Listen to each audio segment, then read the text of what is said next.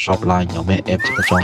今日我揀5個新手開店實用 apps。第一隻係 Product Review 產品評論，用嚟收集同顯示客人評價、出星星同圖文 review。新店未有人食，就靠呢啲真實評價幫你建立信任感，等客至真係有人買過啦。第二隻係 Member System 會員系統，可以開會員級別、積分、回贈同 ZIP 價。如果你想做長期生意，有回頭客同會員呢個幾乎係必裝。第三隻係 Tracker 物流追蹤貼，幫客一 click 就查到寄件進度，支援好多間物流公司。